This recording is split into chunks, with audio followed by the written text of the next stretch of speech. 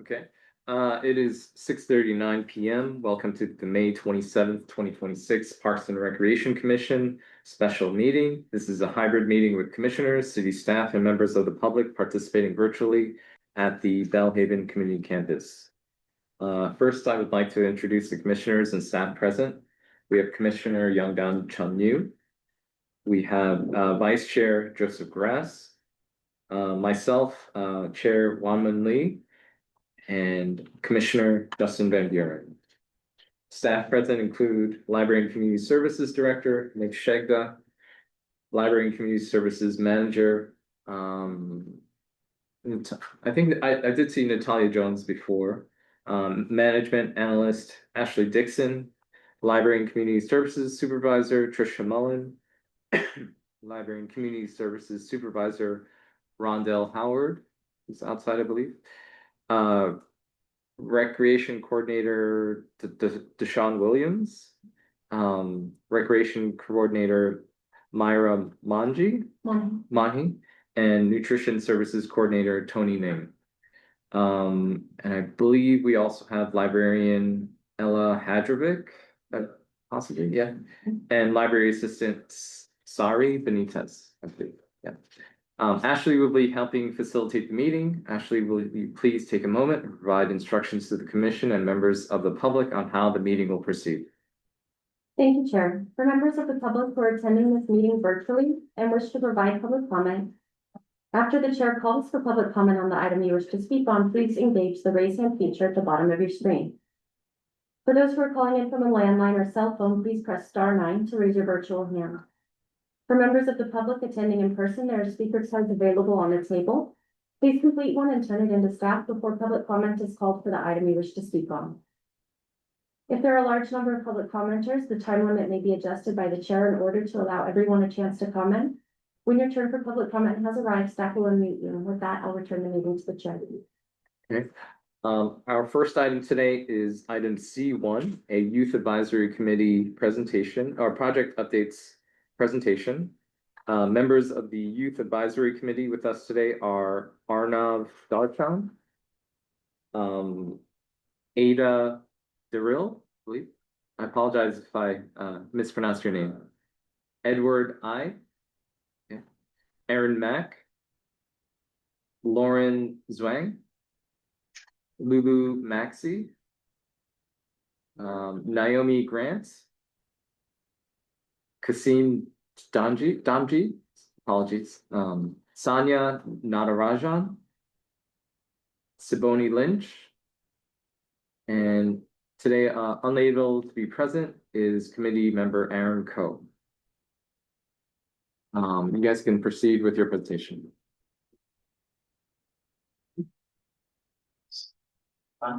Here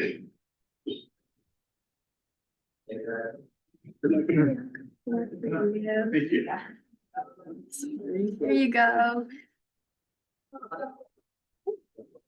Are you okay? Thank you so much.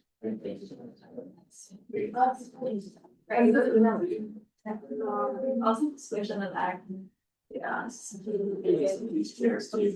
That's make sure everything's like sitting like I can't go that comment.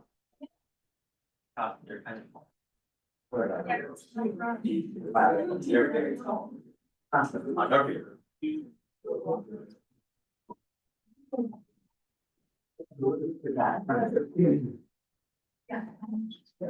Yeah.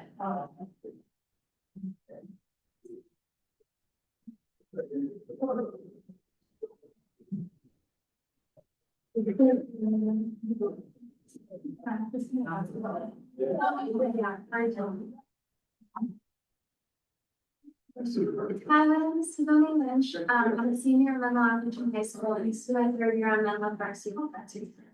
Hi, my name is Austin Dopke. I'm a junior at Menlo Appleton High School, and this is my second year on YAC. Hi everyone, nice to meet you. My name is Erin Mack. I'm a sophomore at Crystal Springs, and this is my second year on YAC. Hi everyone, my name is Lauren Shawn. I'm a junior at ACES, and this is my first year on YAC. Hi everyone, my name is Sanya Natarajan. I'm a sophomore at the Castleton School, and this is my first year on YAC. Hello, I'm Ida Did. I'm a sophomore at the Nueva School and this is my first term. Hi everyone, I'm Edward. I am a senior at Menlo Atherton and this is my first year on YAC. Hi everyone, I'm Arnav Vaishran. I'm a freshman at Mellow School and this is my first year on YAC. Hi everybody, I'm Naomi Grant. I'm a sophomore over at Menlo High School and this is my first year on YAC. Okay, so what is the Menlo Park Youth Advisory Committee? So we are a group of Menlo Park youth who advises and collaborates with the Menlo Park Parks and Recreation Commission as well as other organizations and commissions within Menlo Park. So we have many goals that we strive to achieve in YAC, some of which being to provide a youth perspective in the Menlo Park government, as well as to bridge the generational gap between the older adults and youth within our community. In addition to these, we encourage youth participation in city events as well as aiming to assist and volunteer at these events ourselves. So our mission statement is that we strive to create positive change within our community. So in regards to our work plan, the first thing we have is attendance and participation.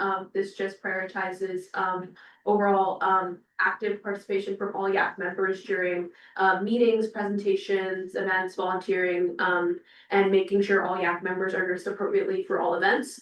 The second thing we have is completing assigned work, so making sure all YAC members complete their mid and end of year reflections, any notes that they're assigned to take, and yeah. The next thing we have is attendance. This just keeps track of all YAC members' attendance rate. And the last thing we have is our YAC documents, which just contains all of our notes and our plans for the year.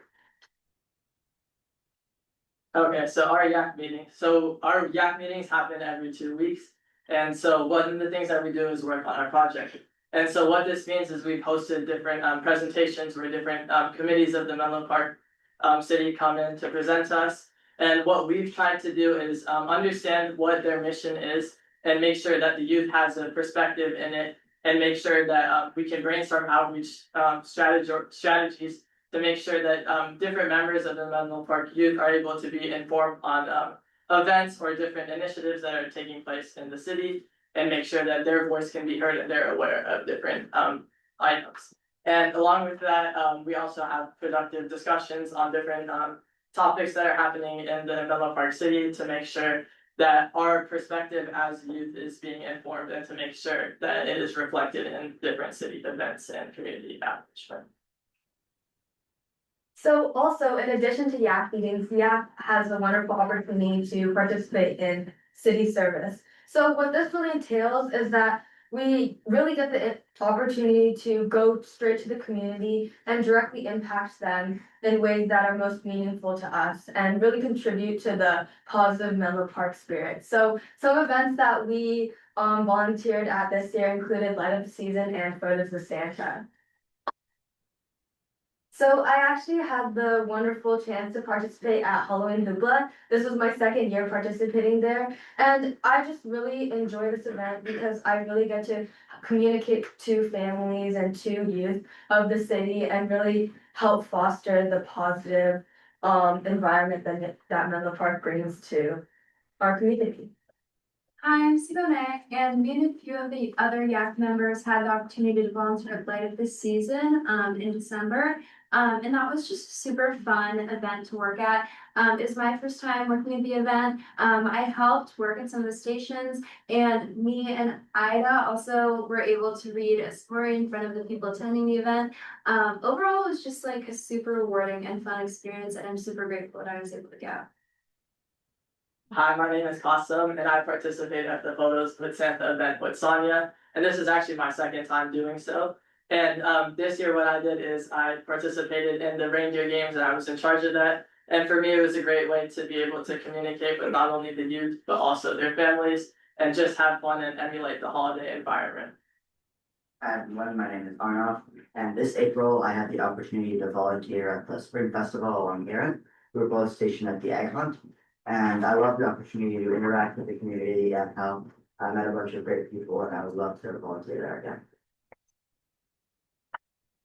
Okay, so I had the privilege to attend Yak Attack this year, alongside many other members of our Yak group. And so to preface, what Yak Attack is, it's an event hosted by the California Parks and Recreation Society. It's hosted every other year where Yak groups across the Bay Area come together to meet one another and also participate in interactive workshops. So, for example, I participated in a marketing workshop hosted by the San Jose Sharks, which is our local hockey team. And I also got to participate in a workshop centered around AI in the media. And after that, we got to hear from some of our local leaders through an informal panel discussion. And I think Yak Attack was overall just a very fun and very well-rounded event. I think it was a great way to bring all the Yak groups together so they could share their goals, the work they accomplished within their year. And then I think also just allowing our advisory group to take inspiration from other groups. And so I think anyone would be lucky to attend Yak Attack. Yeah, hi, I'm Ida. I also attended Yak Attack, and speaking of taking inspiration from other groups, a few of us attended a session hosted by the Futures Commission. And this really inspired us to work more closely with our government, after hearing that the Futures Commission collaborated with San Mateo County to get them to actually sign off on the UN Declaration on Future Generations, and thought this was really cool. We're also really excited about some of their initiatives, such as the 10K Visions Project, as well as the Future-Focused Design Challenge. And really this workshop got us thinking, like, how can Yak sort of, what can we take away from this, and what can we do? And given that the Menlo Park Library is currently drafting an AI policy, we really want to sort of incorporate young voices in this policy, especially because AI is just so relevant to our lives and will have such like a great impact on our future.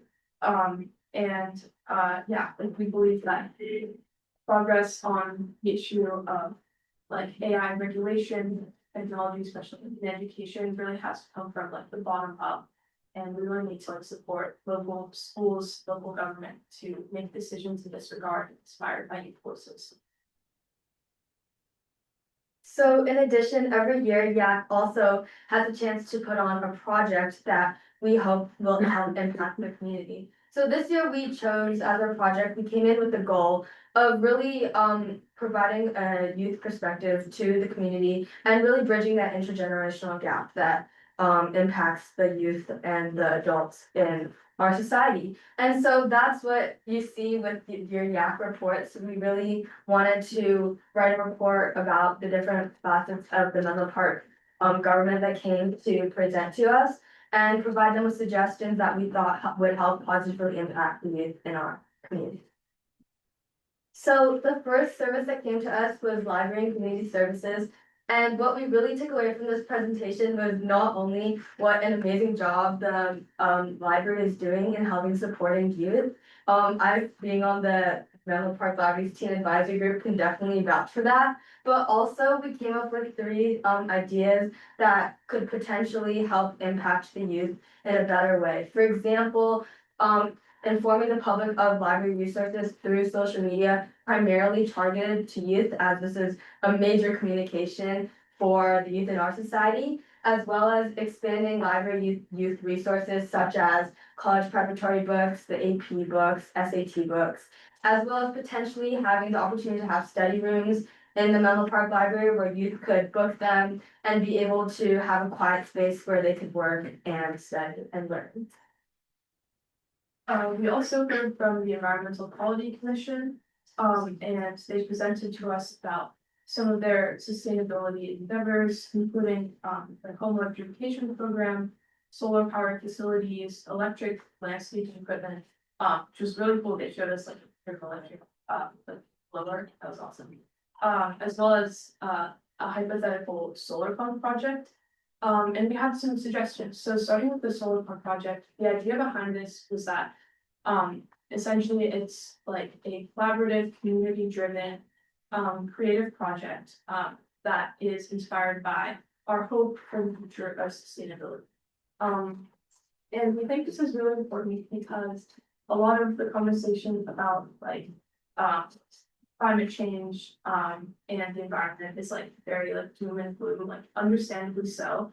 But we want to also focus on sort of, like our hope for the future. And some of the ideas that Yak had, were some sort of creative writing journal, focused on sustainability, or a community art installation, that promotes sustainability. A few other ideas we had, were a sustainability drive, a repair and reuse fair, youth climate ambassadors, which is basically like, a group of teens to go and talk to like local schools about the EQC and climate awareness as a whole. Also, again, leveraging social media to, sort of communicate to teens about issues of climate change, and EQC. As well as after hearing about the home electrification program, we had the idea of extending those subsidies to electric vehicles perhaps. And then after being presented to by the EQC and after hearing about some of their initiatives and programs, we decided to partner with them. So we partnered with them in two main ways. First, we sort of like promoted their events and initiatives on social media. So we promoted their Love Our Earth Festival, and we also like created a post asking for volunteers for the festival. And then we also were able to volunteer at the like actual festival. For me, I was able to volunteer at the event and I had a super great time. I was able to just like give out merchandise to everyone going. It was a super fun experience. And yeah, I'm just glad that I went. And so we also came up with a lot of ideas that we unfortunately could not achieve in this yak season alone. So which is why we want to carry these ideas into our next season of yak. So partnering with the EQC really inspired us to want to host our own kind of environmental focused event, such as a green careers panel where we can invite professionals in the field to both inform and educate the youth in on career opportunities, environmental science or other related fields, and to generally just educate the youth on what sustainability looks like for our generation going forward. And another thing that we really liked and wanted to expand on was the community art project, the solar punk project that the EQC I would recommend it.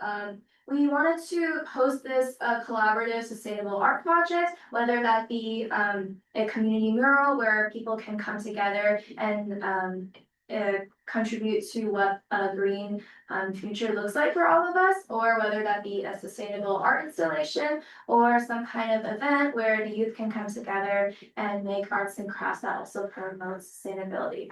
And another thing that we wanted to be more involved with next year is the next yak season is the AI policy draft, because AI is so impactful to our lives as youth, both in education and also other aspects of our life. We really want to ensure that this policy can really incorporate our experiences. So we want to reach out to the Menlo Park youth through surveys and interviews to really make sure that their voices are incorporated and reflected in this policy draft. And another thing that all of us are really earnestly looking forward towards is potential Menlo Park youth merch. We really like wearing the t-shirts, but we would really like things like water bottles or hats or socks. Those are good, and we would all really like to see something like that and could all wear it and promote yak that way as well.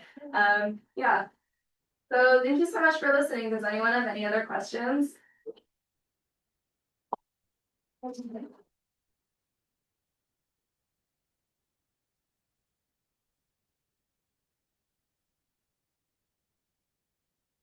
Anyone? Sure, let's jump at it. Great presentation. Some of you I recognize from the last time you came to present to us, which is really cool. A couple thoughts. There seem to be a lot more high schools represented this time than I remember previously. And I don't know if that's outreach, but I feel like the last time we spoke, it was predominantly MA, and there's a wide swath of the area covered right now, which is really cool. So whomever had a strong hand in helping branch out was really awesome. So great job there. Last year, the YAC did a sanitary products project, which was really cool. And I just wanted to thank you all for that because it was a large part of the inspiration for our chair Wanman over here wanting to do a project with the PRC. And if you may or may not know, we just ended up doing a 6K fun run that went last month. And you were all a large part of the inspiration for doing that. So that's really cool. And I just wanted to thank you all for that. You've all done really great work this year. And I think it's really moving how proactive you all are in trying to get back to your city, represent your peers and just have an active role in governance. So it's really cool. Thank you. Thank you. Yeah, I'd like to kind of just dovetail on those comments. I mean, you guys are definitely an inspiration to all of us here. I mean, some of us are getting advanced in age, so to see the folks, you guys, growing up and kind of embracing like a new era as well, having AI being so omnipresent in your lives, it's really interesting to see what you guys are putting together and doing and what you're doing for the city. I do have a question though. If anyone could just you raise your hands to these quick questions. How many of you use AI on a daily basis? Okay, I kind of want to ask the adults in this room that same question. How many of us use AI on a daily basis? Okay, just as contrast, I think maybe all of you did, yet just a little over half of us, adults at least, raised our hands. So I just feel like we're on the precipice of change, complete change in how we do things in terms of education, what you guys are experiencing at school, and maybe what we're doing in government as well. So I really like that you're participating in, maybe crafting the AI policy for libraries, but it'd be great to kind of like think about, I guess, how we could better harness AI in terms of what we do here in government, what you guys have been exposed to, and just in providing a better quality of life. So maybe that's a seed for an idea for the next term. But again, I do want to thank you all for the presentation. It's been an inspiration to see all the work that you've done.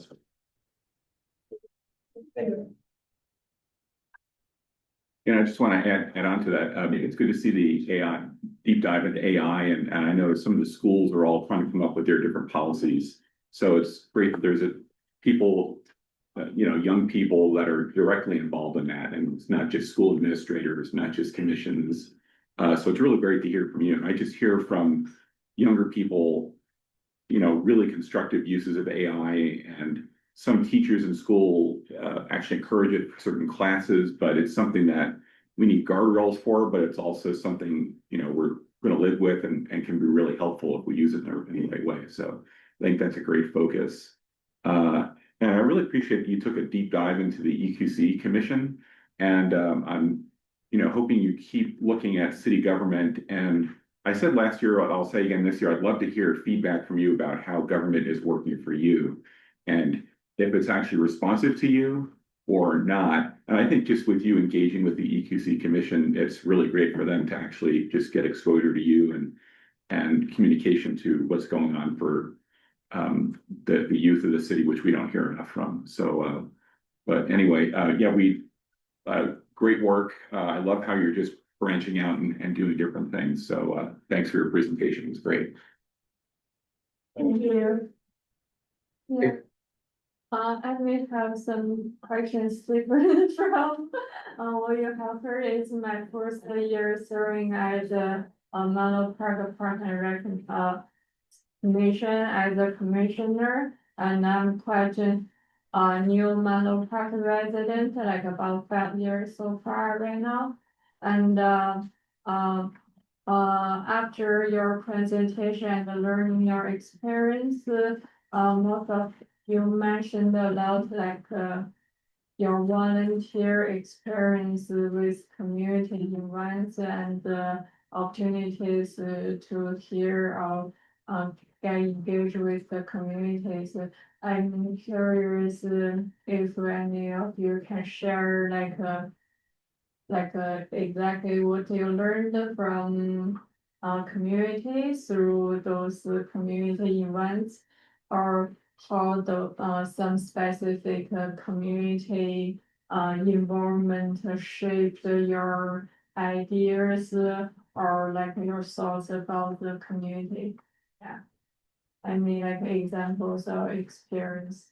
So it wasn't in the slides, but I was also at the Photos of Santa event, and to be honest, it is like my, I live in Menlo Park, but I go to school in another city, so a lot of my school life revolves around San Jose rather than Menlo Park, and to be honest, when I volunteered at the Photos with Santa event for the first time, that was my first time ever actually going to a Menlo Park hosted event, even though I've been living here for most of my life. So I saw for the first time that there's so many people show up and then they bring their parents and even the little kids. I was volunteering at the breakfast place, so I wasn't in the slides, and we were just serving, I believe. Yeah, and we were serving breakfast to a bunch of people, and it was honestly a really fresh experience for me. And I feel when I can help people, they come here for the breakfast, and they're also coloring stuff, and when seeing everyone being able to have fun, getting their food, and then having the little kids color, that was a very, I finally realized that how important community can be, and really how these events can really bring everyone together. So that's nice.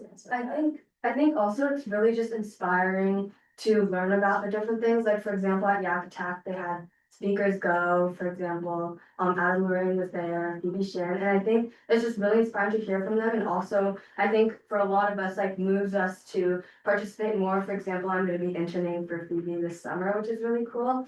And also, for example, the EQC events, I think it just really gives us opportunities to further get involved and be able to talk to people that want youth to get involved as well, but also be able to ask hey, how can I help further? For example, the EQC, I run a nonprofit, the Empathy Wall Project, and so I was able to put up a wall for the EQC during the EQC event, and it's just really cool to help promote the community through that as well. Yeah.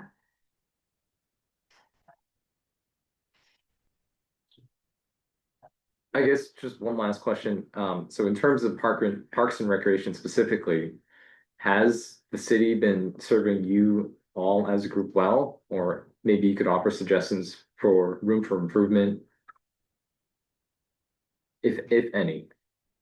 Maybe, yeah. Do you mean as youth ourselves or as a part of Yak as a whole? Yeah, I don't know what you guys do in your free time, but do we need to set up live streaming stations at the Burgess Library so that you could stream Fortnite or whatever, How can the city be more relevant and useful to you all right now? Personally speaking as youth, I would say so far the city, the Parks and Recreation Council specifically, it has been serving me well so far, and I don't have any complaints or specific concerns to bring up.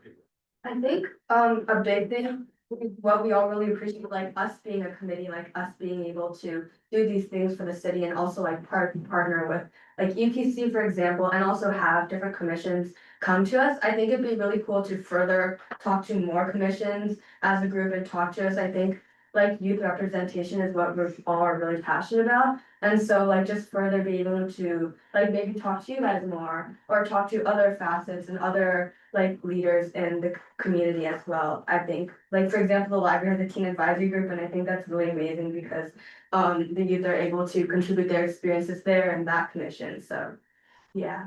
I sort of want to bridge your two questions. like, I volunteered at the light of the season event, and I think it was like really cool to see, especially like the little kids like go up and like perform and like share their poems and like sing and stuff like that. And like it got me thinking, like I about like how to just improve like the environment of like Menlo Park downtown and like other like sort of communal like spaces as a whole. Like I think probably the biggest like the thing you can do that's most impactful to just like improve like the ambience or like just vibe of a place is just have like more sort of community engagement, like more events, like more like live music, like there's like I know like there's a lot of bands at my school, like I'm in a band, and it would like we would like love to like play at some sort of city event, I don't know. Like I feel like that could be a way to just say bring the Menlo Park community together more and like sort of add more to those communal spaces. Wait, also hopping off of what Ida was saying, so right before I volunteered at Light of the Season, I like looked at the city calendar to see like when it was, so I like knew when to show up. And I was looking at the calendar and I realized that there were a bunch of city events and like there are a bunch of like events like made by the city for the community, that I just like fully didn't know about. So I feel like if there's a way that the city could sort of like broadcast that to like the youth a little more, I feel like that could be super fun. I feel like I know a lot of like other teens who would be willing to go to city events, but they just like don't know about it. Yeah, adding on to what Stephen said, I was actually, I had moved to the Bay Area only last year, and I was pretty new to the city of Menlo Park. And so, I live pretty close to Burgess Library, and I was looking on the calendar for different events, or like youth activities I could participate in. And my brother and I found an event at the library. I think it was like a painting event, and that's actually where I met one of our Menlo Park advisors. And that's how I heard about Yak. So I think adding on to what Simone said, I think it's super important to just make sure these, community events are a little bit more widespread and a little bit more known, so you can come together and participate. This could even be like your social media. Yes. One avenue. From your generation, I feel we are different generation. Which social media platform? Yeah. How many of you guys follow the library or the city on Instagram? Just wondering. Yeah, I think it's helpful to maybe think about what are the evergreen influencers within your age range, because eventually you guys are gonna graduate and there's gonna be a new group of young adults that don't know what's happening at Burgess Library, right? So maybe identifying a set of evergreen social media influencers, or maybe start up a Yak account of your own. Yeah, but we need someone with reach, right? And then in terms of events that appeal to you, the man right there, Nick Shegda is kind of the head person. So direct, I think, your comments to him specifically. Yeah, and so I would just like to, I don't know, bring back ask a question to like one of your previous questions. When you were talking about like AI and all, and how you were wondering how it can be how it can be used to like further optimize government processes and all that. Were you just saying that as like a statement, or were you asking like the Yak in general for like any advice in regards to that?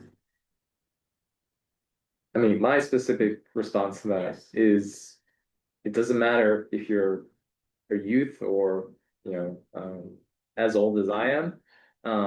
We can all make an impact and a difference in how the city of Menlo Park serves its constituents. So, and kind of AI really facilitates that and makes it super efficient. But I think you have a response. Yeah. Oh yeah, so basically in regard to just like making it more efficient, so sorry if this will sound like a business pitch of sorts, but it's that like one thing that I believe that greatly could make like, I don't know, just your day-to-day life, for example, much more efficient is like agentic AI. Let me pose you a question. How much percent of your day do you like spend like just checking emails or all that? All of it. Exactly, and so that's one example that like agentic AI is specifically will be able to assist with.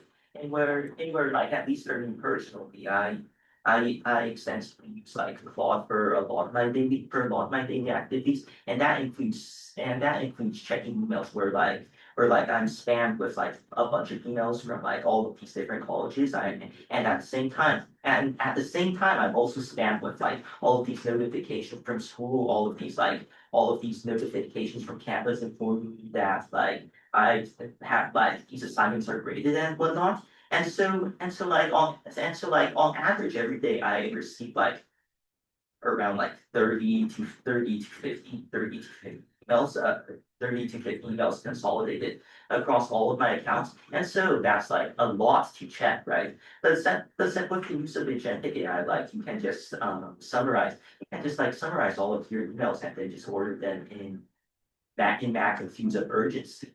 And so that's just like one example I can give of where AI may be able to like optimize your day and give you more free time and whatnot.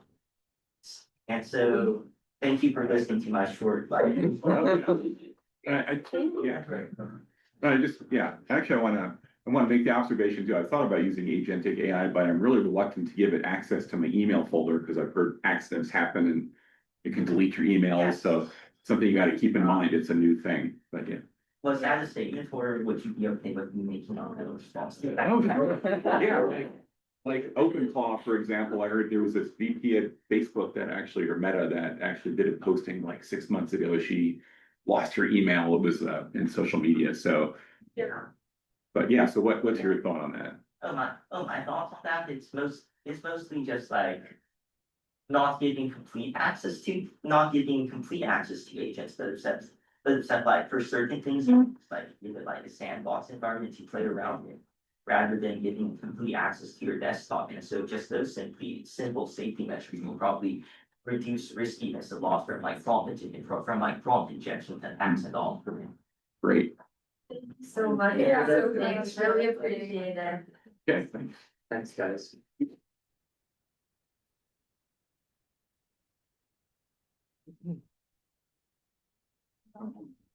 Actually, I think one thing, we do want to check public comment for this item before we move Oh, on. yes. Are there any public comments on item C1?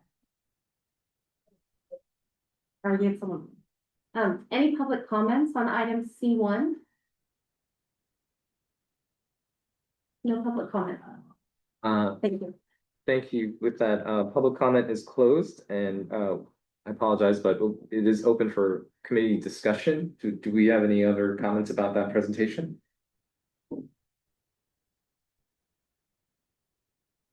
Do we have any questions for the administrators possibly that kind of make all this happen? Yeah, no, I just want to say it's great to hear from them. So I think we love more interaction, however that can happen. It's great to hear from them and could talk to them for a while. So it's good. Yeah. Wrap it up, guys, it's my turn now. Oh, yeah. No, it's just great to hear from them. And I think that's really important to get. Again, I always worry about how we're communicating as a commission to the public. And I think they're the most important, and the people that I imagine are, maybe there are certain classes they want, or they have certain problems with the park, and I want them to feel like they can express that to us and let us know exactly what they want in the community. I wonder if we can get you guys to come to one of our meetings. Like how EQC had came, and they came at least 3 times this year. So that's why we ended up partnering with them for the Love Our Earth Festival. Because they came with this idea and the youth had so many like suggestions, and she was like, okay, I'll be back. And then she came back, and then it was like, can you help us with this? And so it was great. So if we can get you to come to one of our meetings. So tonight is our last meeting for every year. And then we'll get back up in August, end of August, beginning of September. And then that's when we'll start planning our calendars. We'll definitely reach out to see. Joe. Sounds great. Can I talk to the next YAC group when we start again about marketing? I was like, say more. I want more information about Yes, it. Erin Mack, she did a lot of work with the marketing for them. She created a banner, she did a great job, So I'm mostly interested in like, what do they want? yes. To, cause they're like, we come to more if we knew. I was like, let's talk. How do I get you to know? Yeah. And I'll come to you. Maybe this is something we could incorporate in the next work plan for our commission to kind of codify it into what we do. Yeah. Sounds good. Any other comments? Does anyone else want to briefly mention what they do for Yak? So it's just Just- me yeah. and Ella and Sadi for yeah. Mhm. We're all just advisors for Do you want to just talk about maybe how this past year went with them? Yeah. this year, all years start out really exciting. And then mid-year it gets a little bit rocky because then they just start to lose interest and now it's finals. But it always ends really well. But their highlight was the EQC. That was their highlight this year. They enjoyed it so much that they did not ask us about anything. So each year they have to do a project. They have to volunteer at a city event. And they can do an optional event. So 2 years ago, maybe, they did it was a youth crafts fair. So we had youth, and it was inside of the main library, and there was youth that was selling used clothes, crochet little animals, bookmarks, and so the highlight used to be them having an event. But this year it was them partnering with EQC, and I was like, oh, don't ask, that's okay. Okay, it's one less thing that they had to do. But they really were full on in this Love Our Birds Fest. Fun run next year. Yeah, I think the fun run was on the same day as Same Love Our day. Earth, but Yeah. that might be a great partnership opportunity for next year. Yeah. Yeah. Yeah. If hopefully it isn't, held again. Yeah. Okay. Any other questions? Okay, moving on to item C2, a presentation on Bellhaven Community Campus and Kelly Field updates. Here to give the presentation are Library and Community Services Manager Natalia Jones, Library and Community Services Supervisor Rondell Howard, and Recreation Coordinator Myra Monhe, Recreation Coordinator Deshaun Williams, and Nutrition Services Coordinator Tony Nang.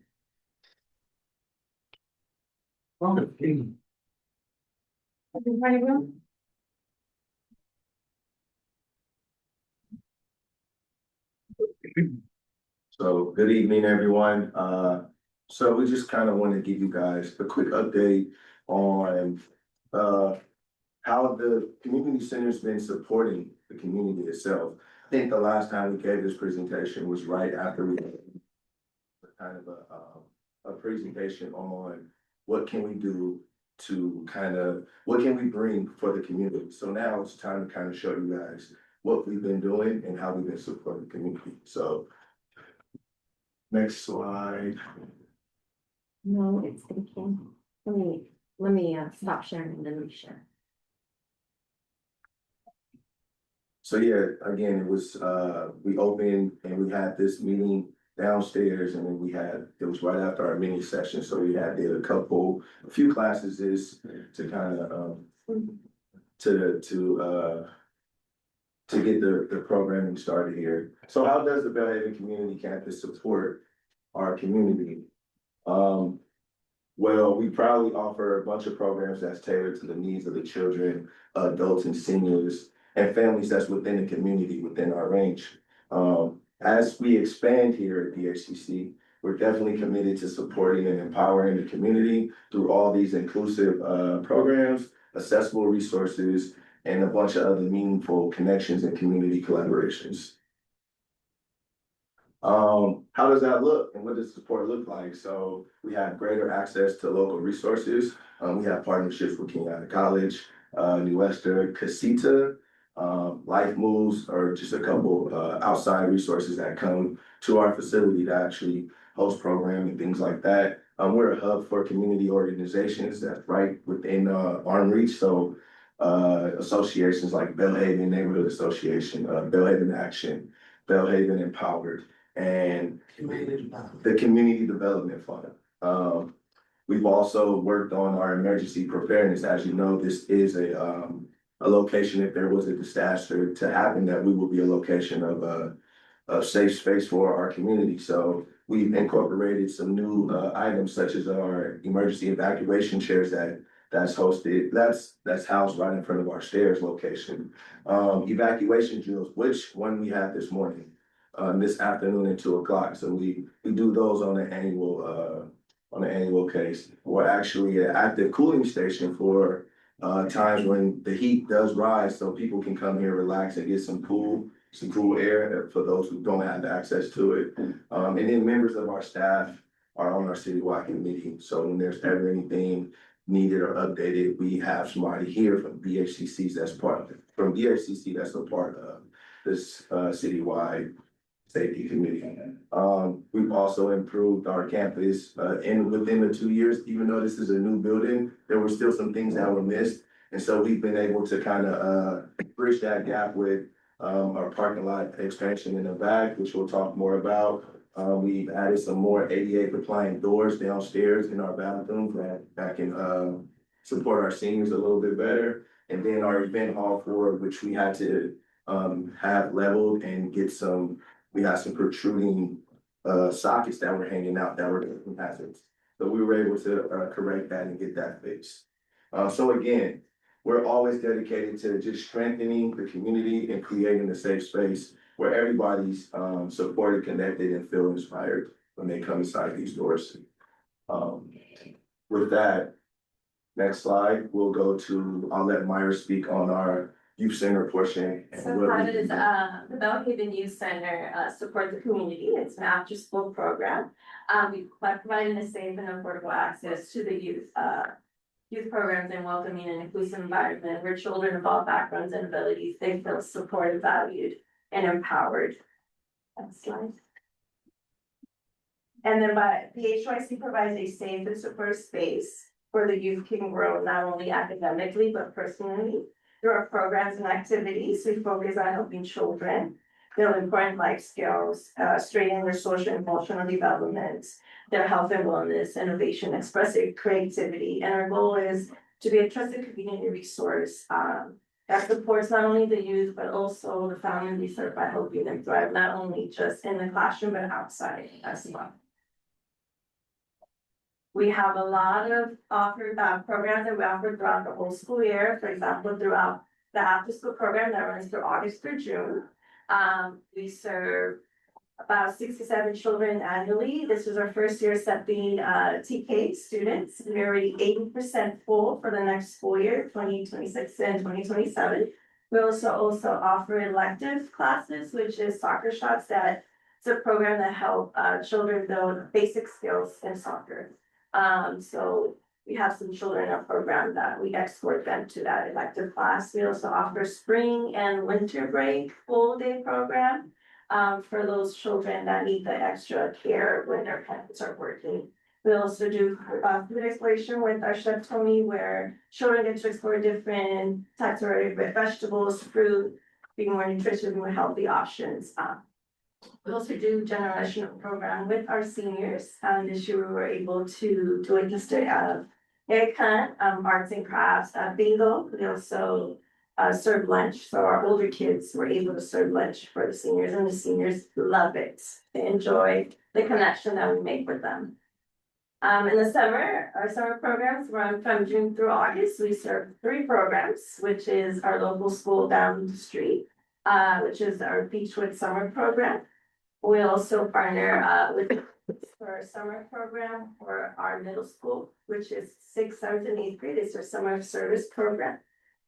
We also partnership with Middle Swim, where kids can go do swimming lessons and utilize the pool. We also do college campus tours, which our middle school go out there and do college tours, more exposure for our youth to make those connections. We also do nutrition workshops again with Tony for providing those meals for healthy choices. And then year-round program, we've been 100% enrollment since we opened the program. We also partner with the library. They come out and they do story time every Tuesday for TK the second, which they love story time. We also do exporting to recreation classes that OHCC has, such as Spanish, dance, martial arts. They have so many classes where children enroll and we export them to those classes. And we also have parent workshops where parents or the community can come out and learn about different ways that they can do education with their kids. We did a technology one where the safety around technology. So those are highlights from the program. Cool. Hi, everyone. My name is Tony Ying. I'm the nutrition coordinator for our senior program over here. We offer great senior programs as well as one of the best lunch programs for our seniors in the entire peninsula, if I would say. We have a wonderful, spacious and natural lighting event space out there for our seniors to come on a daily basis to have meaningful social interactions with each other, emotional support, creating connection with each other, and maintaining their independence and sense of purpose in our community. Our lunch program offers well-balanced, nutritious, and affordable of meals that are made from scratch and in-house daily. Our senior program are designed in the interest and needs of our seniors. We listen and offer different channel feedback from our seniors to create the right program to promote their active lifestyles and social engagement, lifelong learning community involvement. Ultimately, we want our seniors to be empowered and included in the Belleville community. Here are some of the highlights of our programs.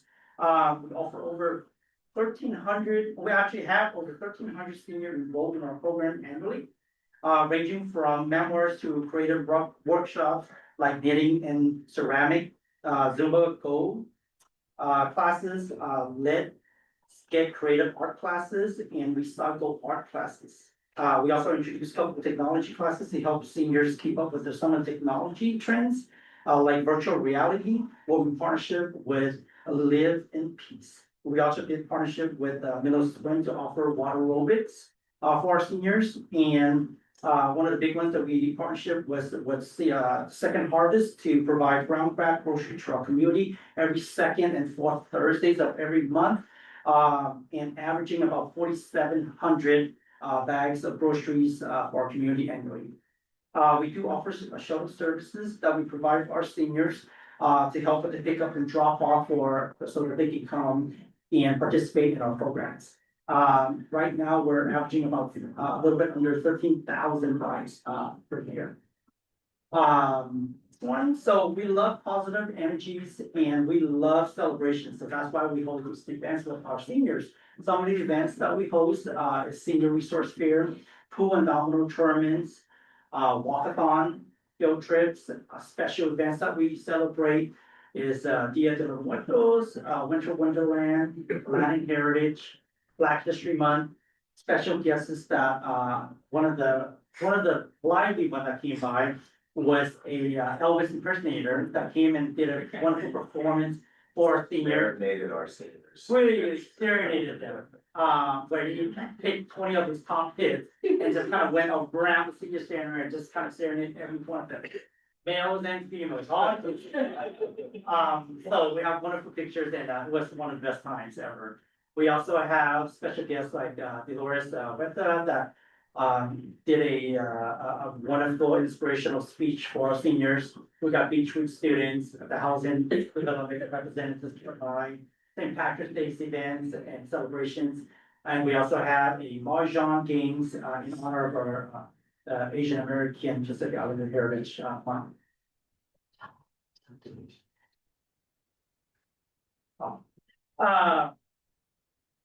Excellent. So here's one of our proud programs, my program, really proud of this one. Is that, as I mentioned, that we cook from scratch and offer fresh daily meals to our seniors. Our menus are created, tailored to our community. And we offer a variety of different entrees, that is made from scratch, like I said. And then we do offer a variety of different entrees, but also vegetarian, so that we can cater to these special diets and needs of our seniors. So we want to make sure that everybody's inclusive here, of course. Since we opened, we average about 60 senior meals daily. And that comes out to be about 11,000 annually on an average basis.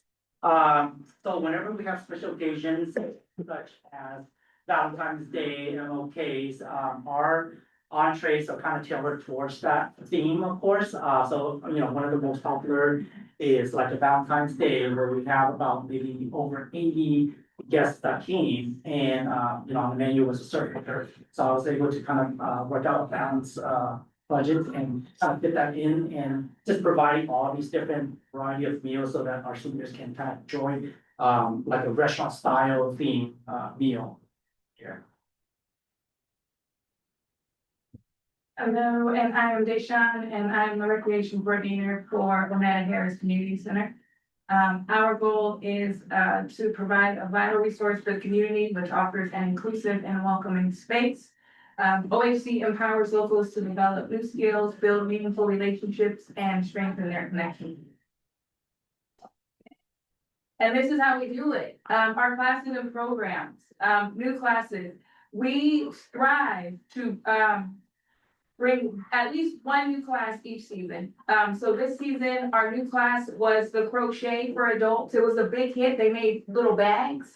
The guy at the front desk, he actually was in the crochet class and he made this really cute purple little satchel bag. He loves it. Last season, which was winter, we brought adult boxing. And we had this big, boxing punching bag. I didn't take the class, obviously.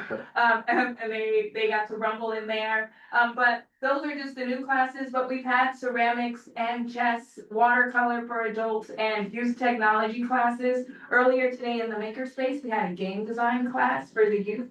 They're learning how to create spaces inside of like Roblox or like Minecraft, like from the ground up. We have 3D printing classes in there as well. Some of our drop-ins, we introduced ladies only drop-in basketball, and it was just supposed to be Tuesday nights, but it was a hit, and they were very persistent about getting another day. So now they also have Saturdays. Yes, so they have Tuesday nights and they have Saturdays from like 1 to 2:30 or something. Because if we didn't give them Saturdays, they were gonna come to you guys, but they also want a third day, so you might hear from them anyway, because I just don't have any more space. And then our fitness center, which is just around the corner here, gets about 500 visits per month. The fitness center is a big hit in here. People get their membership, and it's nice to see the staff as someone's coming in and they're like, my name is, and they're like, oh, I got you, go ahead, go on up. Because they see their faces, it's the same people coming in. So, the customer service aspect of it is, okay, let's remember their names. He comes in 4 days a week, 5 days a week. So it's great to have that interaction. And then we also do volleyball drop-ins, which is picking up because I don't know if Meta is back in office, but those people are in here and they are playing volleyball 2 days a week. They only get 2 days. It's a little low. And then community events, those are the fun ones. So we host a resource fair. Photos with Santa was here the last 2 years, but I hear they're trying to take it from us. It's gonna rotate it over the birthday. Okay. Trunk or treat, which we host in the Beechwood parking lot across the street. Cocoa at the campus was our first time doing it, was last year, and we had hot chocolate with all the toppings, not just marshmallows, all the toppings and churros. And then the trees along the campus lit up. And so we looked really cool because we were like, okay, in 5, and we counted down. But it was just Julio from Public Works and he just plugged them in. But it was really cool because when we got to 0, they all lit up. So that was a highlight. And then we had lion dance for Chinese New Year, and they go and they bless the building from the bottom floor all the way up to the top. They even go in the library. It's loud. The library doesn't complain. And then we also host council meetings, commission meetings, and neighborhood organization meetings. We partnered with Job Train last week, and they had their career fair here. This is the second time they've had their career fair here. The housing department had their housing and resource fair here last weekend, maybe the weekend before.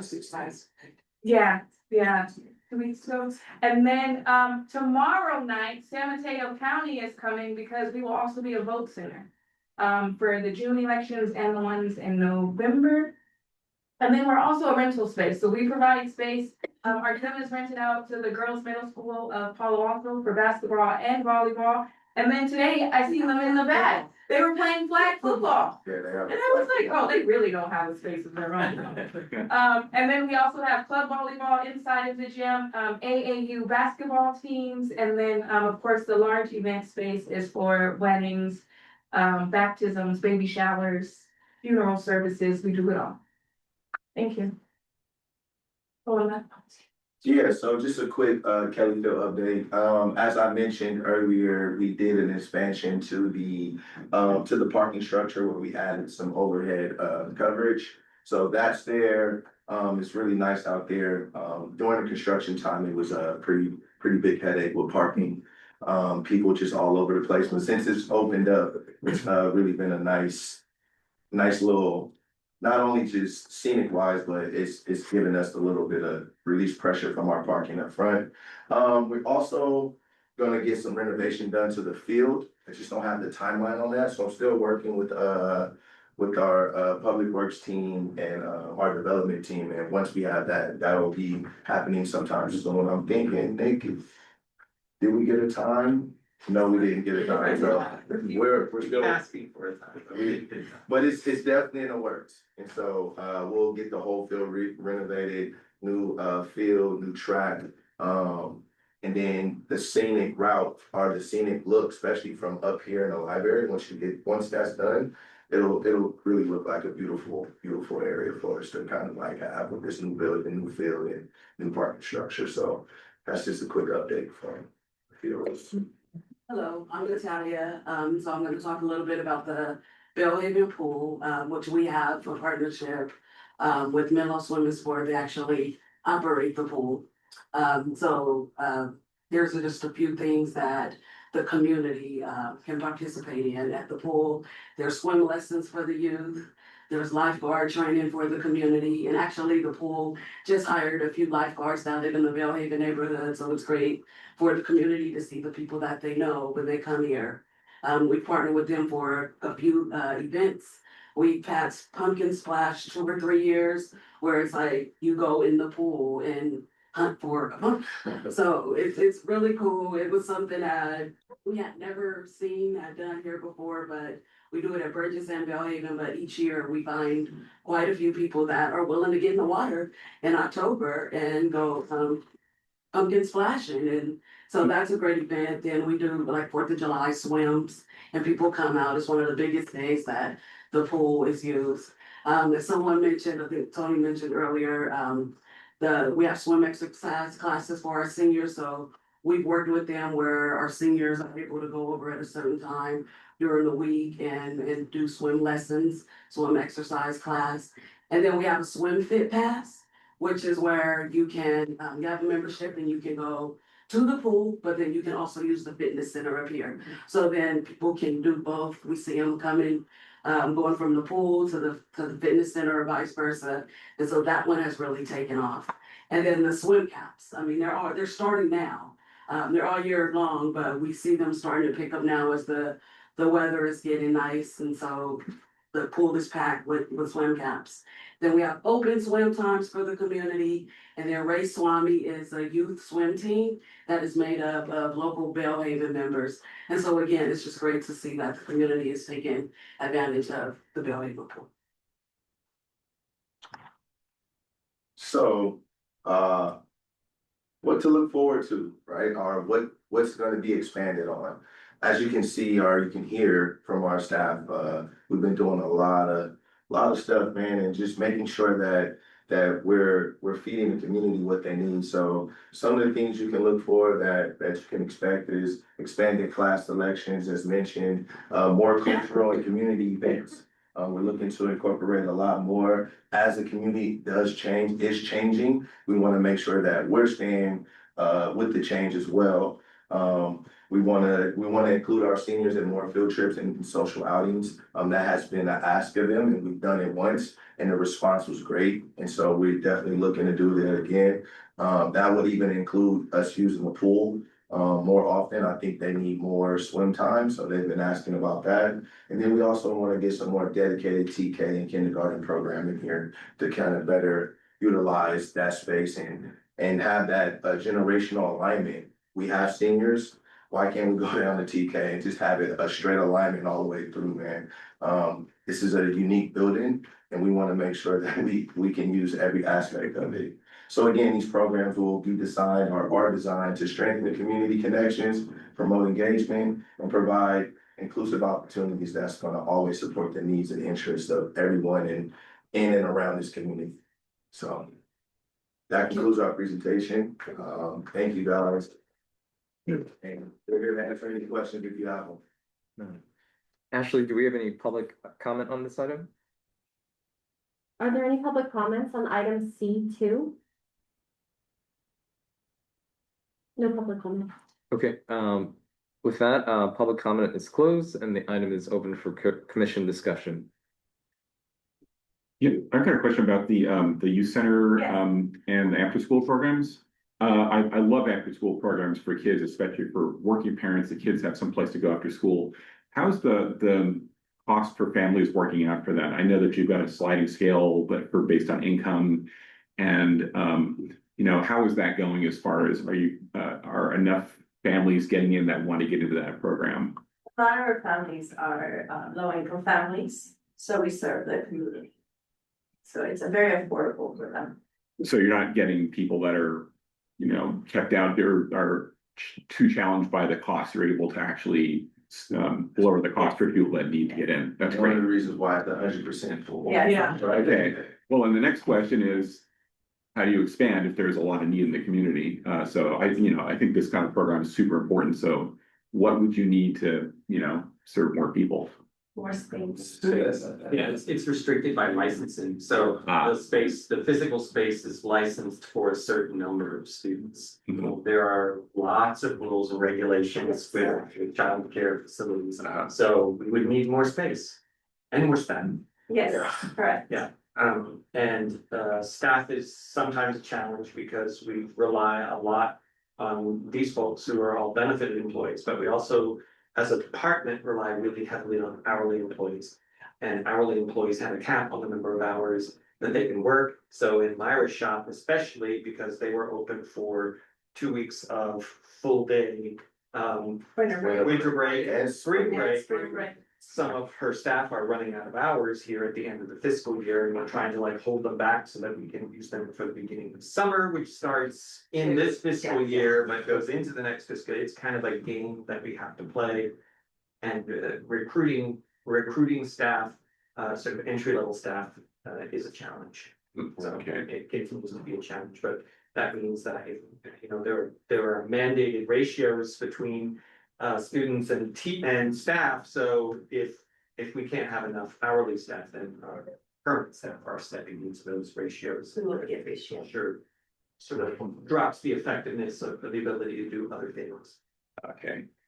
I've heard that there are some like staffing agencies focusing providing services for early childhood adult educational institutions. Yeah, and we have used those agencies, I think at MCC before. I'm not sure if we've used them here. Yeah. Used them here. So if we get in a real bind, yes, we will call it those stuff, but they are expensive.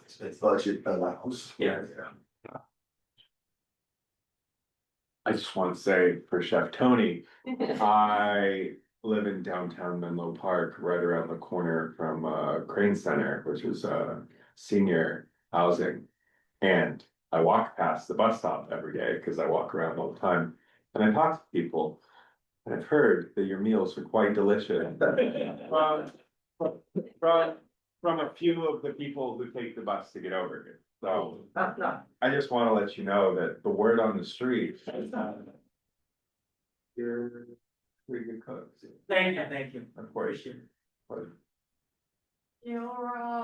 Personally, I am very impressed by the whole programs we are providing here, the diversity and the courage for the community, like you said, from TK and extending to the senior. And yeah, I recall I used to work on a senior apartment project, and they open like a daycare purposely on the first floor to bring the two families together. Yeah.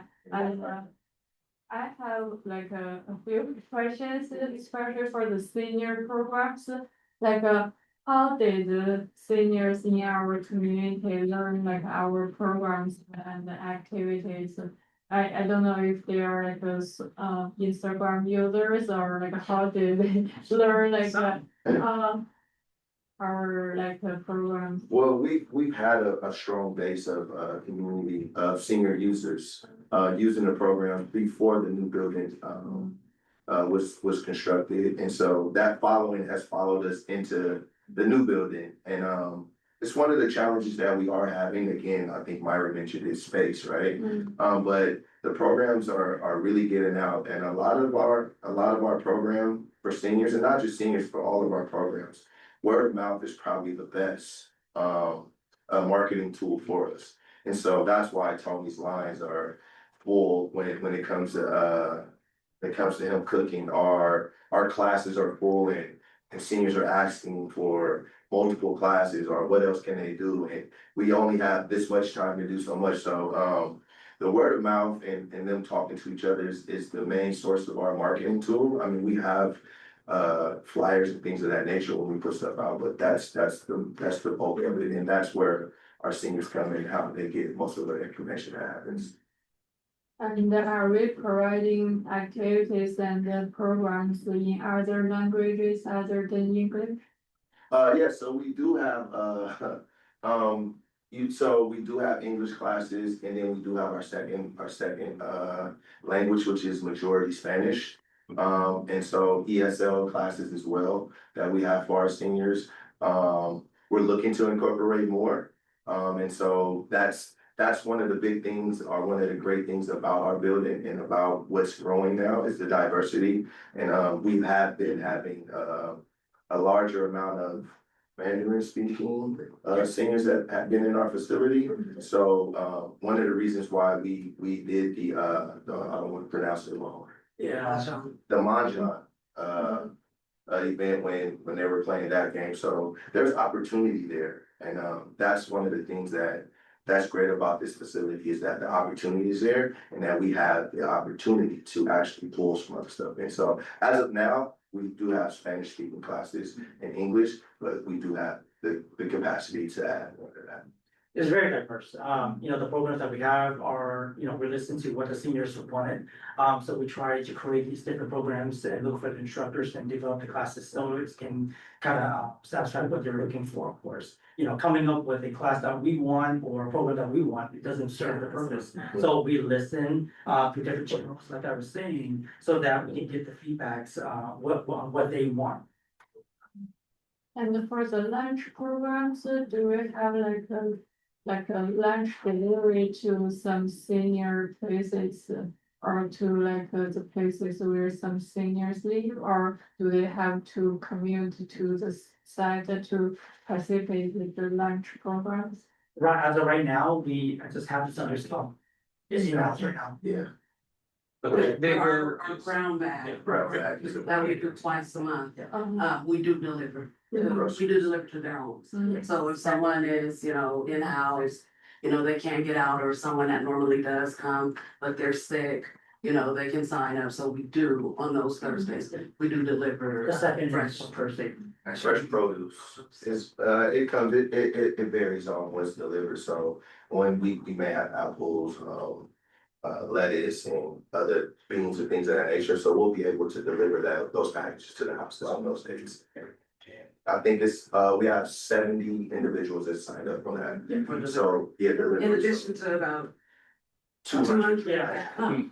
So we're delivering 140 grocery bags a month. Yeah, Thank you. yeah.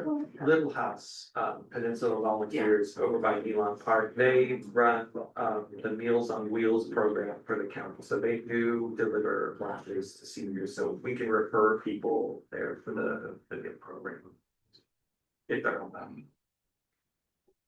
And I've got a question, how are the seniors doing finding their way across town when they need to? And, you know, do we really need to have something in the other side of Menlo Park, or, you know, how's that working out?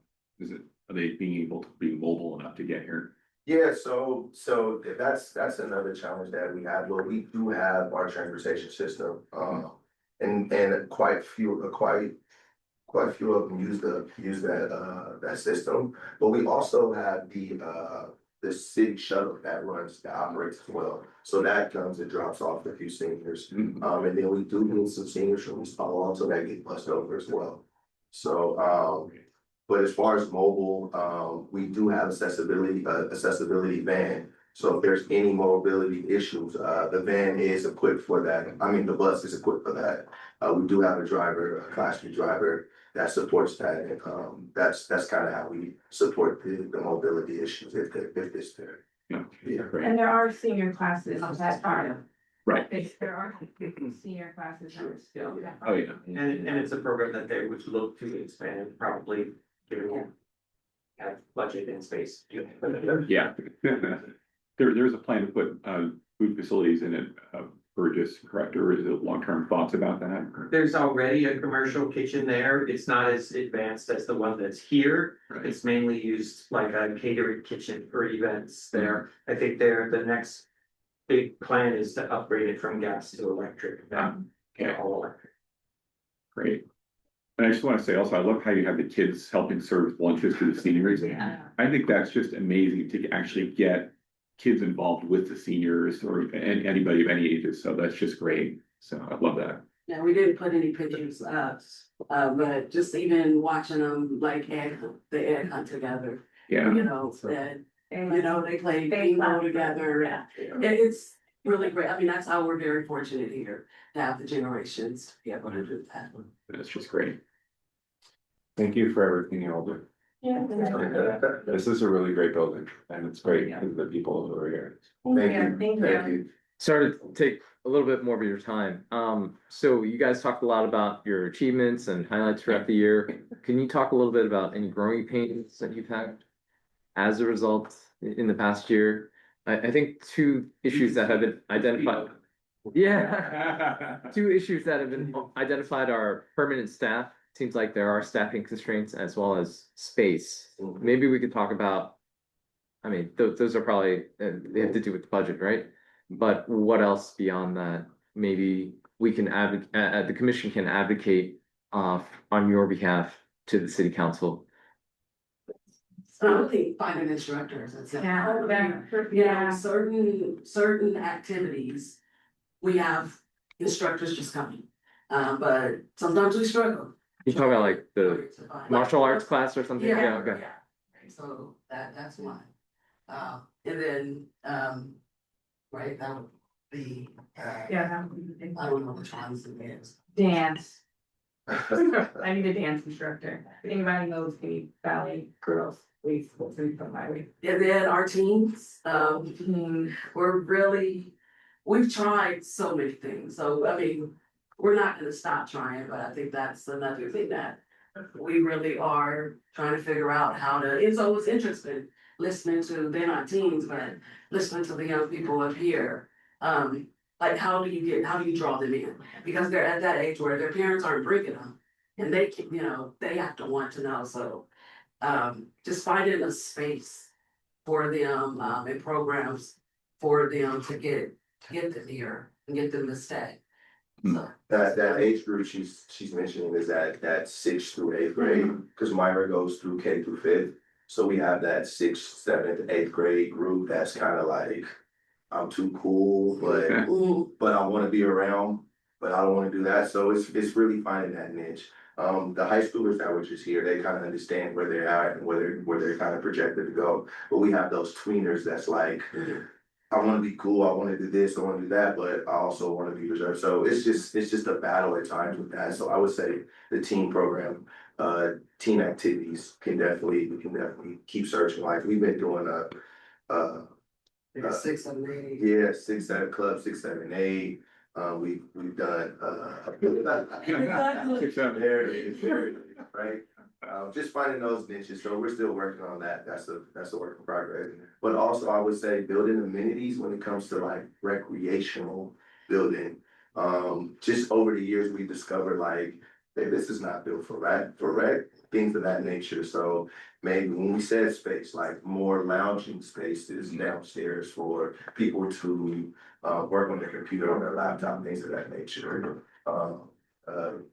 Maybe a parent just coming in, maybe just to relax, but if they're relaxing, they're in the face of everybody. So I think a little bit more of a building communities when it comes to space in that nature. That's more the growing pains. I'm good. Is Internet, Wi-Fi, yeah. oh yeah. Oh, interesting. Is the basketball, volleyball court 100% capacity or? During basketball, Friday nights and Saturday mornings, it is, packed. Volleyball is still growing.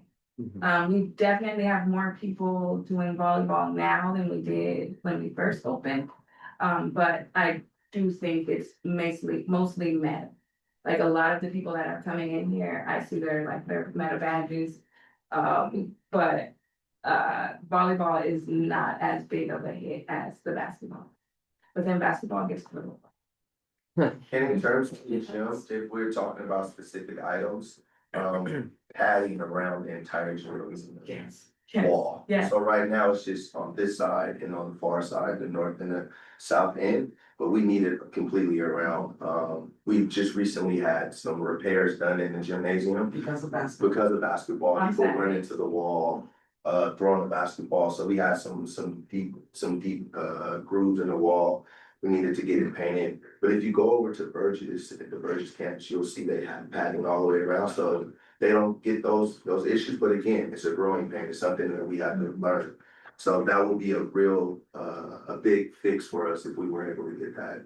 Yeah, it's like 60,000, I think. Yeah, that's all quote that I got.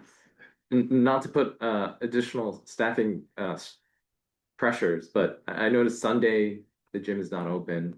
Obviously, everyone staff are busy on Sunday, but is that something being considered? Because I think people would love to play basketball on a Sunday too, right? So Yes, it is something that's been considered. It's something that we definitely, if the staffing issue is fixed, it's something that we can definitely kind of come to a conclusion and figure out without a doubt. But yes, it is staffing when it comes to that. yeah. It would be great if the hours and services Burgess and ACC matched exactly, because we know there can be demand for basketball and for the gym, the Ariana gym on the Burgess campus from basically 6 a.m. to 10 p.m.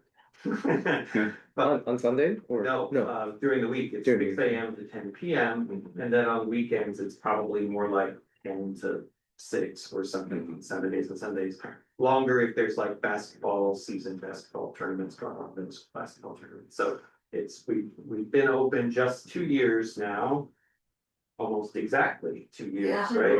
Actually, So Our birthday's just back. yeah, so we're some of the programs we're growing, and some of the things we're just, as Rondell said, we're kind of figuring out what works and what doesn't work and how to make what we've got work better.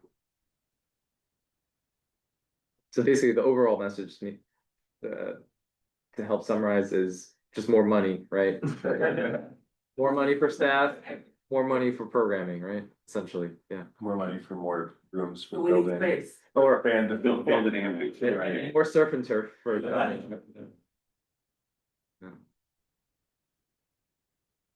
Any other questions?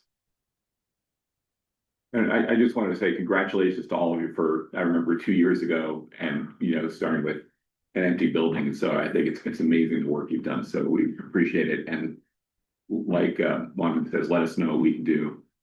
Well, definitely. Thank you. Yeah, Yeah. thank you. Thanks, guys. Thank you. you.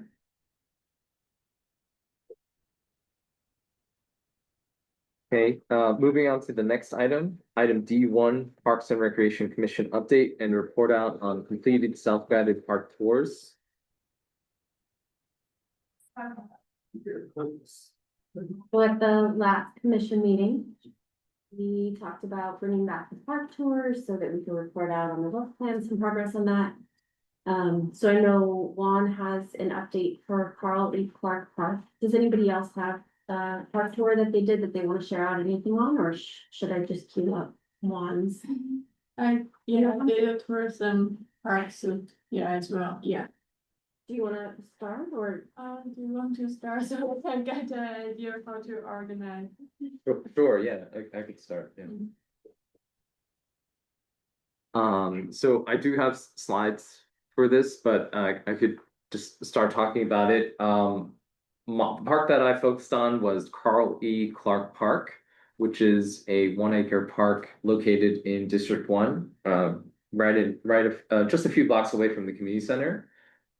This park is actually near and dear to me. I visit it a bit, at least once per day because I walk my dog, and I've kind of seen it over the years and experienced it in many different ways. It's pretty small. Again, it's 1 acre, but I think it does a lot for the community, despite its size. There is a playground there with several play structures, 2 large ones, one for toddlers primarily, and then another for slightly larger children, and then a swing set, and then like a merry-go-round thing.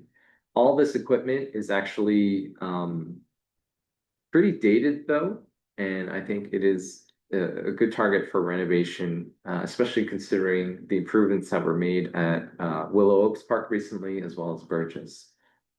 Talking a little bit about the history, next slide. Notably the name. So from what I gathered from the internet, Carl E. Clark Park was formerly known as Marketplace Park, because I think that's the adjacent street name.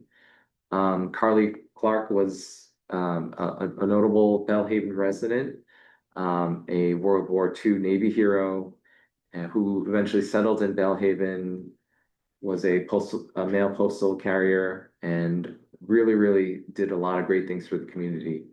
And through community advocacy, the current city council member Cecilia Taylor, as well as someone named Julie Shanson, helped propose the rename, and it was actually that promoted a discussion at the Parks and Recreation Commission, which we all kind of are working within currently. And eventually that made it to council and the renaming occurred. So this is not only important historically, but it kind of shows the role that the Parks and Recreation Commission plays within the city. Next slide, again, just focusing on the particular playground equipment.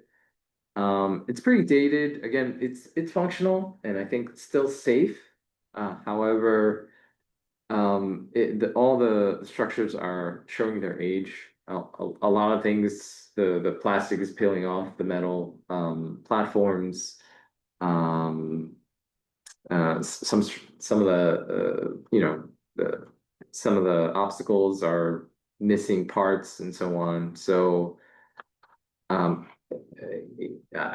not sure if this will fall into a capital project. It probably will, given the cost of replacing the structures. But if there is a queue of parks that are due for renovation, I think this park is a prime target for that. moving on to the next slide, we have just talking about the furnishings beyond the actual playground structures. We see a bench that kind of shows the amount of wear that has occurred on it.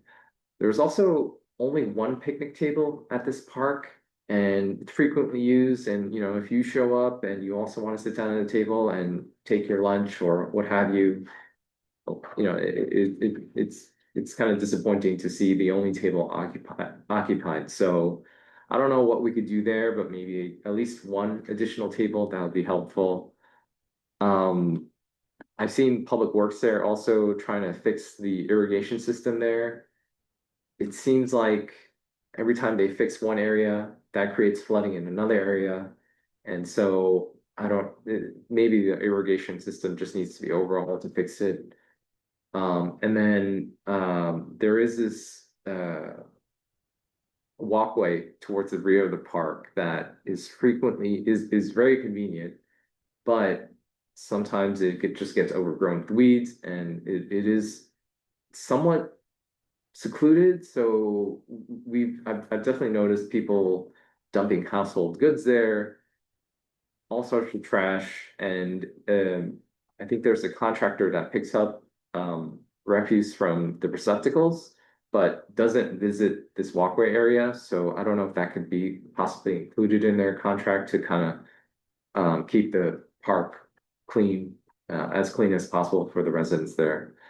One interesting thing, I don't know if it's happened in other parks, is I know we've had a discussion in the past of installing dog waste bag receptacles at parks throughout Menlo Park. And I know we discussed it. We thought it was a good idea, but I don't know if that went anywhere. Well, it turns out there was one of the community organizations and a local resident, they just went ahead and installed a dog waste receptacle on one of the posts. And it's definitely being used.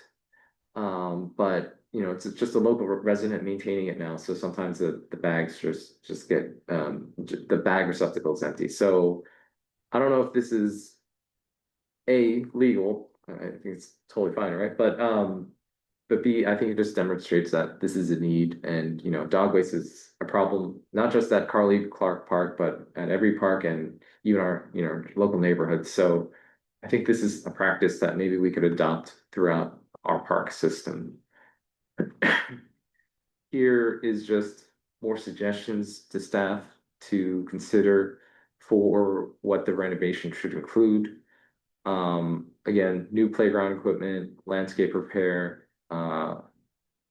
new site furnishings, and one other note is the surrounding fence and access gates. Those definitely need to be fixed, and maybe that can be tackled sooner than later by Public Works by just making it so that those gates actually close properly, because currently they don't. They've been damaged and warped so that some of them don't even close. So, you know, if I'm a parent and I have a young child, they can easily run out of the playground area, and that just creates a hazard for parents. Yeah, essentially that's it. I think, you know, Carl E. Clark Park is a great resource to District 1, at least that part of the community. It's used a lot. I always see people there. So hopefully we can dedicate some funds to kind of renovate it and make it enjoyable for future generations. That's it. Thank you. Thank you. Do you want to do yours and then we can do public comment? Yeah, I think I don't have like a formal slides. I will just use some pictures to remind myself about my site visit. The first park I visit is the Sharon Park next to the 280. Actually, it's a park. Probably I visit like at most once a year. It's not like a park close to where I live, or like I'm not like a frequent user of that park. But during our last meeting, when Chairman brought up the park visit, this was the first park that came to my mind because it's a quite a unique park in the whole Menlo Park area. First, it has a lake, the Co Lake, and second, it has some like pressures like called the animal wild and animals like a bird and some ducks then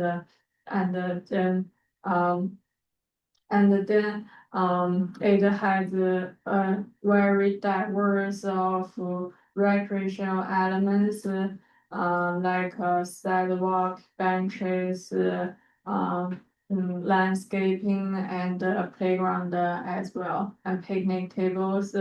And through my visit, I found like the park users of that park, the profile is quite wide and diverse as well. Not like it includes like daily dog workers, and the age can range from like maybe teenager youth and to senior, and they are like just like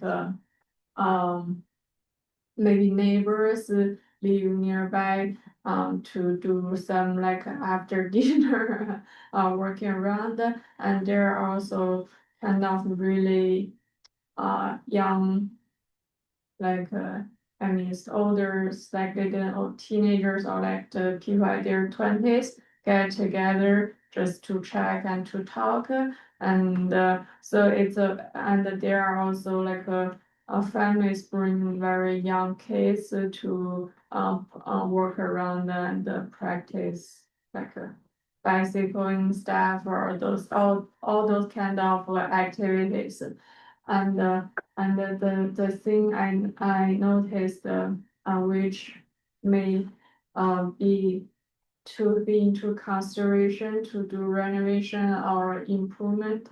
First is about the path around the lake. It is accessible from the ADA perspective, but since there are cases to do like biking or like some other boards or just run around the pathway is cracked at some area, and there is no visible enough signage to remind like keep out of the water or something like this. And then I recall at the end of like the kind of beach area, there are like aged and dusty metal, like metal wheels or something left around, I think, which may be traffic hazard in near future for like community members or kids. And also that the other topic is like the water quality there is not quite a recreational use standard. So there are some like insects like in warm days, and I believe visitors can smell a little bit from the water. And I think the last thing is the playground similar to most of the playgrounds in Menlo Park, which are not renovated, which have not been renovated in the last 5-10 years. Those play equipments are like aged and don't reflect the current trend of modern play equipment, like lacking sensory play elements, lacking musical elements, and the playground surfacing is not accessible. Yeah. And yeah, that's the first part.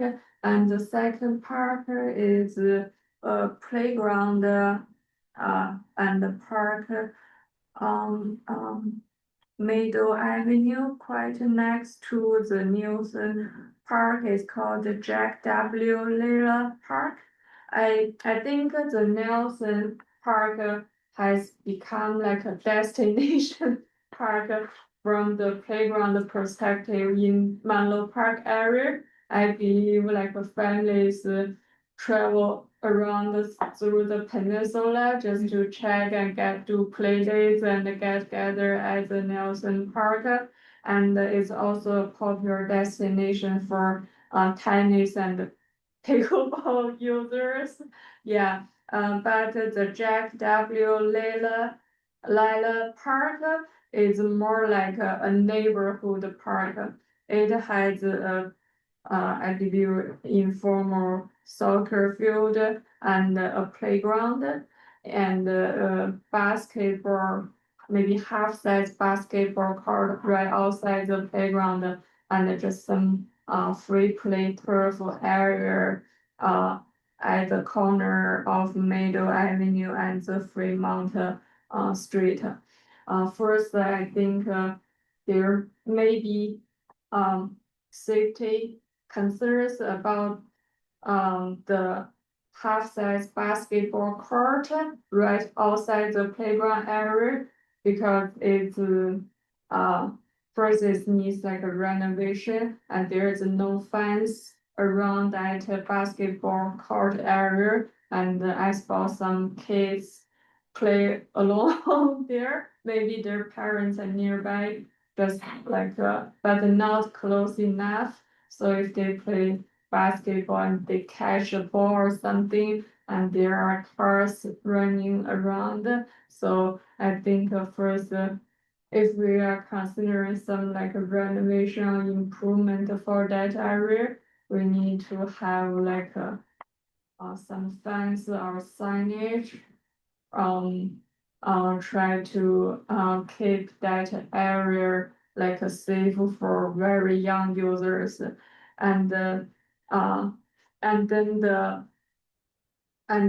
for the playground, it's more like a local, very local community park, and during daytime, it's quite busy because a lot of nannies get together there with the children they are taking care of during the day. So they spend the time there and I think that there are some like toys and I don't know, it's like people donate their toys and store there in the sand play area. And they're just kind of organized staff in that area and which make the playground is very popular to local families, but similar to other playgrounds, the equipment is out of date. But in good maintenance shape.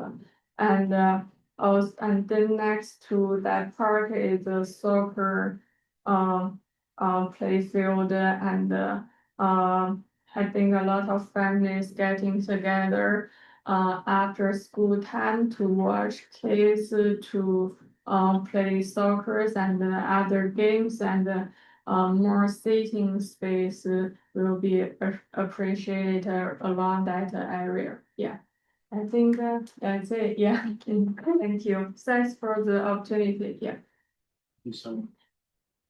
Ashley, do we have any comments on item D1? Are there any public comments on item D1? This is for park tour updates, item D1. Any public comment? No. Okay. With that, public comment is closed and the item is open for commission discussion. Thank you both great. I think that I go to Sharon Park sometimes. I can't remember going to Carly Clark Park anytime recently. And I think that if we are to create a hierarchy of need, that from your photos, Carly Clark probably be kind of up there. I don't know, there's, the playground equipment certainly does look dated. The swing set, I couldn't see it closely, but it looks like, were there two toddler bucket swings? Two and two belt and two toddler. But they're not next to each other, right? Like, there's a belt and a toddler and then a belt and a toddler next to it. Yeah, exactly. The toddler buckets need to be next to each other. It's really important. But just, yeah, no, it was really helpful. I think that I need to get out there and see some more, but I definitely think that, some of our parks are a little dated. And it's good that we're taking a look at these. So this, Okay. I was just gonna say, so this will be a recurring item, we'll bring it back again, and then I'll start to compile some of the feedback that you guys have given. And that way we can have like a nice way of comparing things at the end, since you mentioned sort of like there might be a hierarchy of need. Yeah. Mhm. And I just wanted to ask staff, I was at Sharon Park last week also. Actually, the pond is at least nice for the wildlife. There's a lot of fish in there, and there's a blue heron and a green heron that hang out there and go fishing. But how often is that water like changed? I know it's periodically the ponds are drained and cleaned, and the same as like the duck pond by Burgess Community Center. So I would imagine that it's more than once a year that the water is changed out. It's usually annually they clean ponds. okay, so that's always done. Okay. But there has been, historically, there has been sometimes problems with the pump that runs the fountain in the middle of so the water doesn't circulate if the pump isn't running, and I'm not sure if that's been working or not. I just see it running when I was out, but yeah. There's a fountain. There's a fountain in the middle of there, right? That might help, yeah. I remember getting an email from a city resident right around the time after I joined about the park and the smell of the turtles. And it's only three. So I'm familiar with it. There being a slight aroma there, but it didn't seem too intense. I don't think it's had turtles. Neither do I. No, I don't think the turtles are crossing the Yeah. road. I think it's more likely algae or something like Yeah, that. it seemed okay when I was there, but there were only like 3 turtles. It's not like 200. Great. Ask from me, while you guys are out doing park tours, if you get any really nice pictures of the parks, if you'd be willing to share them with me, I'm interested in doing a little bit of a deeper refresh on our park web pages. So if you get anything like Juan got a really nice picture. So if you have any, or even later on down the road, if you happen to be at any events and you take great pictures, like we always need good pictures of things for our marketing and web pages. Great, we'll do that. I guess a question for staff, like, could we get some insight in how certain parks are targeted for renovation? Sure, they are capital improvement projects, so they're managed through the Public Works Department. So Library and Community Services just we program parks, like we'll rent spaces in the parks and things like that. And we're doing a series of park pop-up events this summer, but we don't maintain the parks, and we're not responsible for maintaining the infrastructure of parks and Public Works.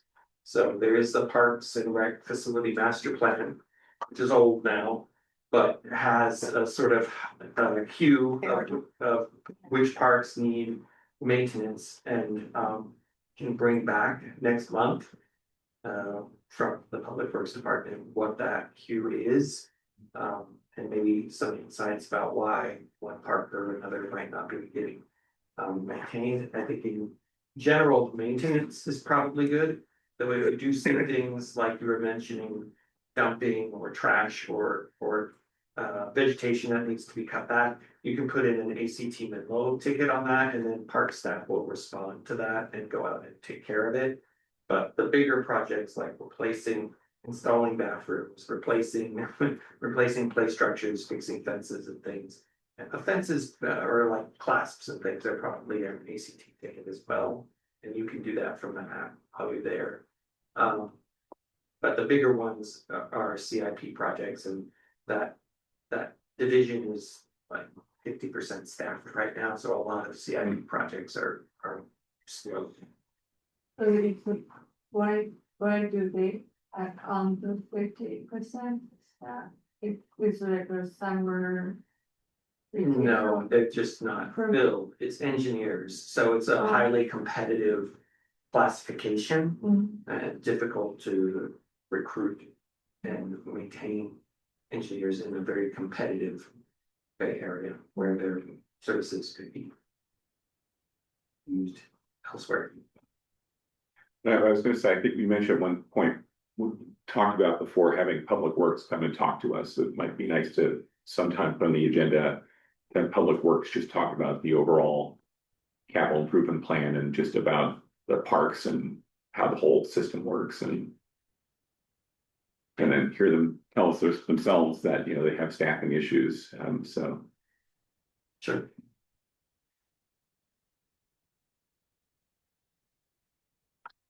The act mention is important. I need to, sometimes I forget about that. Yeah. Like I know Nealon Park, the gates have been stuck recently, cause you know, they get bent out or whatever. Yeah, you can geolocate your geotag your ticket and take a picture and such it. I've done that before, and they came out really quickly. I was like, there's a giant branch blocking the sidewalk in downtown, in like 4 hours over there. There's like a whole tree fell on it. But yeah, that Nealon gate, stuff a lot. Thank you. Any other questions or comments? Okay, moving on to regular business, we have item E1, approval of the April 22nd, 2026 meeting minutes. Ashley, do we have any public comment on this item? Are there any public comments on item E1? No public comment. Thank you. With that, public comment is closed. Would any commissioner like to make a motion to approve those minutes? A motion to approve. Second. There's a motion to approve the minutes from the April 22nd, 2026 meeting. Commissioner Chen Yu, how do you vote? Approve. Vice Chair Grass, how do you vote? Approve. Chair Lee, how do you vote? Approved. And Commissioner Van Buren, how do you vote? Approved. The motion passes unanimously. Okay, thank you, Ashley. The next item is item E2, selecting a Parks and Recreation Commission Chair and Vice Chair. Staff will provide a brief introduction on this item. Okay, thanks, Chair. So it's that time of year again, for the commission to select the chair and vice chair. There is, by policy, it's something that happens every year, and in 2022, a process was created to select the chair and vice chair on a rotating basis. So in that vein, if the commission was to follow that procedure, it looks like Chair Grass, Vice Chair Grass would become chair, and then the commissioner with the most time on the commission would become vice chair, and that would be Sherman. So, and then in the event that, based on that process, you know, either a chair member is not interested, you would then potentially look at, you know, more tenure on the commission. So Ashley provided the list of commissioners and time on the commission. If you'd like to look at that, that's on the second page of the report, but actually available on the screen. Okay, thanks, Ashley. Thanks. Yep. You have to excuse me a second. Thank you. Thanks, Nick. Thanks.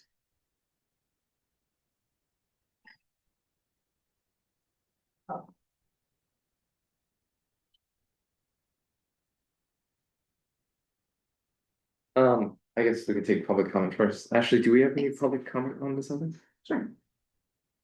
Are there any public comments on this item, on item E2? No public comment.